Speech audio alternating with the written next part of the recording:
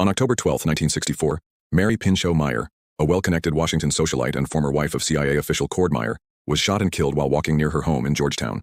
Her death would remain a mystery for years, and the case would eventually gain attention due to its connections to high-profile individuals and potential conspiracy theories. Mary was known for her beauty, intellect, and charm.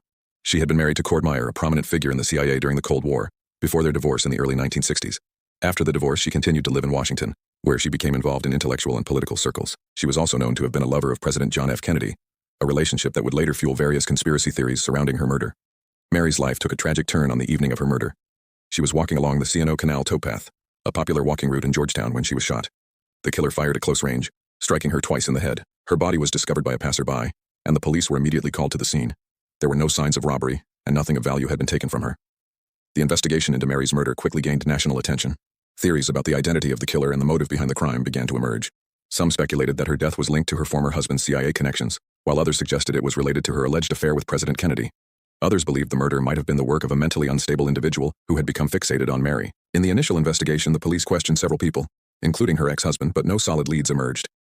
One of the most significant aspects of the case was the lack of a clear motive. Mary had no known enemies, and there were no indications that she was involved in any dangerous activities that could have led to her murder. Despite this, her connections to powerful individuals led to widespread speculation about the true reasons for her death. In 1965, a man named Ray Crump, a 26-year-old laborer, was arrested and charged with Mary's murder.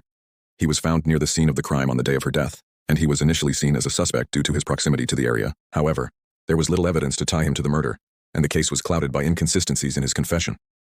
Crump's trial in 1965 garnered significant media attention, but the prosecution was unable to prove beyond a reasonable doubt that he was guilty of the murder.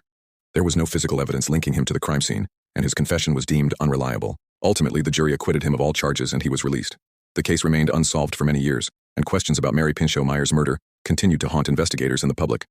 Many believed that the true motive behind her death was never uncovered, and the possibility of a cover-up involving high-profile figures remained a subject of speculation. In the years following her death, conspiracy theories flourished, suggesting that Mary's murder was somehow connected to the assassination of President Kennedy or the workings of the CIA. Some believed that her relationship with Kennedy, as well as her outspoken views on politics, may have made her a target for powerful figures who wanted to silence her. However, no evidence was ever found to support these theories, and the murder remained officially unsolved.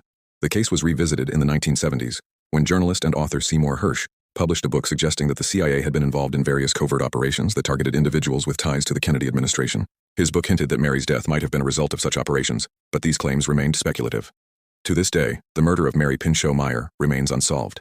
Despite numerous theories and investigations, no one has ever been held accountable for her death. The case continues to be a source of intrigue, with some believing that powerful figures in Washington may have been involved in her murder, while others maintain that it was simply the work of a lone killer.